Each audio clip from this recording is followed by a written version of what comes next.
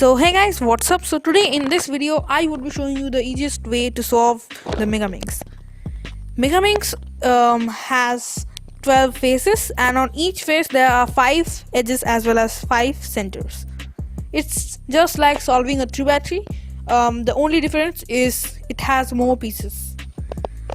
So to solve a Megaminx there are 4 steps. Step 1, make a cross on your base color. For me the base color is white, so just align the cross edges to white. Then F12, you already know how to do the F12. It's just like solving the 3x3, except there are 5 F12 pairs on Megaminx. Then S12, which means second 2 layers. It's easy and I will be showing you this in this video. Next is a last layer, which is a bit of different. It has 4 sub steps, that is orienting the edges, then the corners, then permeating the edges, and then permeating the corners. That's it. So let me explain it all with an example solve. So this is a randomly scrambled Megaminx. As you can see here, the first step is making a cross. So what we do in cross is just actually aligning the 5 white edges in respect to their side centers. So let's search for white pieces. Here is one attached. This is a white red, this is white blue here, and this is white green. And let's search for another one. This is white purple, and white yellow is attached to the yellow center. So first what we are going to do is bring the farthest edge piece to its center like this, and then what we are going to do is just align all the edges in respect to their centers. So let's do it.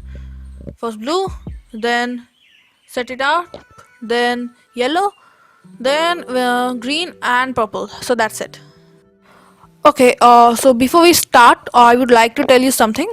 That is, in Megaminx, U2 and U2 prime are not the same moves, because if we do U2 prime here, it brings the edge right here, and if we do U2 like this, it brings there. So those are not the same places, and as a result, U2 and U2 prime are not the same. So now, step 2 is F12. I won't be explaining it at all. So, but still, let's do it. So I can see is one yellow blue pair here, and then what we are going to do is that keep white on our bottom right or bottom left, and then see what case do we have.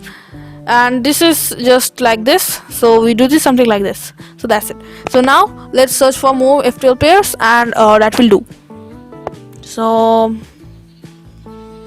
So here is one yellow purple and yellow purple edge, so we can just do it something like this, and then again we just simply insert it.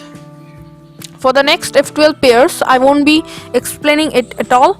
It's just the same. You can solve any F12 case initiatively. So the next step is S12, which stands for second 2 layers.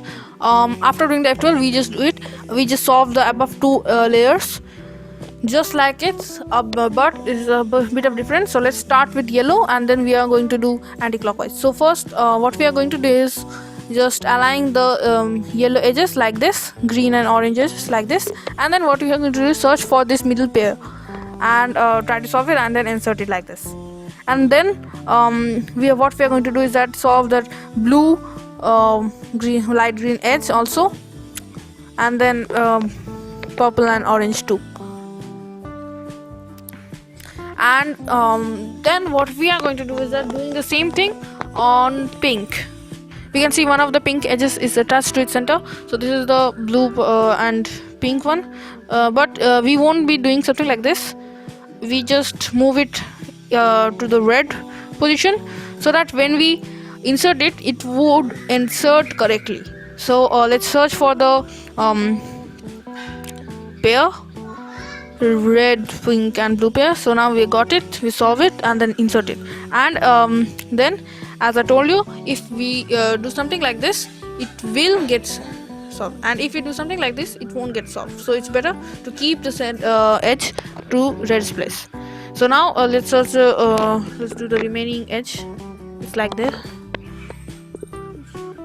Now the same thing for peach and red, green. But first we will be conserving our that pair so that it would help us in later on. So now that's done, and then that's it. So now just the same thing, just you just do all the same things you need to do, so I won't be explaining it at all. So that's it. So the next step is doing the last step, and by luck we got our first sub step done. So but still I would be doing it all. So after solving the STL, there may be three kinds of cases of orienting the edges. They are the L case and the line case of solving the OLL. So let's do this one is the line case. So we just do the same algorithm of the three by three here, and then if we have L case, it would look something like this. So now we also do the same algorithm right here, and if we have a dot case, what we are going to do is what we do we just do the same thing what we do in 3 by 3. So here is a dot case. You can do the if r u prime prime f prime algorithm for anywhere, and then u2, and then again do the same thing. So the next sub step is orienting the corners. In this case we have got a soon case. So the easiest way is actually if we have anti-soon or soon case, you just need to recognize it, and if it's better to solve it so that a part of it would get solved. By this what I mean is that there are some cases of Megamix where 5 of the corners are just unsolved, unoriented actually. So what we do in such cases is we just do the soon algorithm like this, and then we solve the rest with the r prime d prime r d move. So the next step is actually permitting the edges. So in this case we have got something like this. They are actually parallelly need to get swapped, these two and these two. We just do the above algorithm, and then that would make us 2 edges solved. So now what we are going to do is that if 2 edges are adjacent like this, and the back's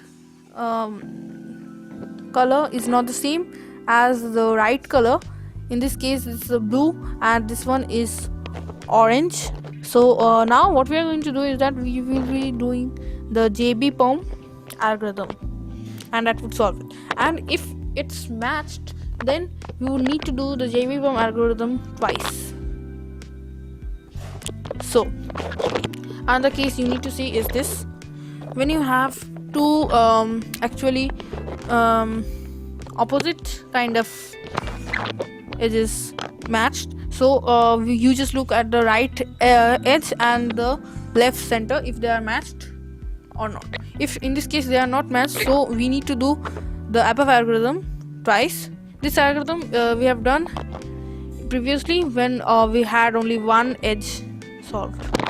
So now if we do it twice, all edges are solved. Now to solve the last step of Megamix, we need to do something called corner commutator. That is something like this. We hold it something like this, and then so now what you do is that you do r prime and see what piece it is. See, this is pink and green, so you bring pink and green with a d2 prime, and then you just do the reverse, that is ru prime f prime, and then you just do the same thing again until each and every piece is solved. So this is pink and peach, so you just do the same thing as we did before, u prime f prime for this moment, and then again the same thing. So after you have learned how to solve a Megamix correctly, if you want to get faster, you can click on the link above. It's a video I made on how to be sub 12 minutes on Megamix.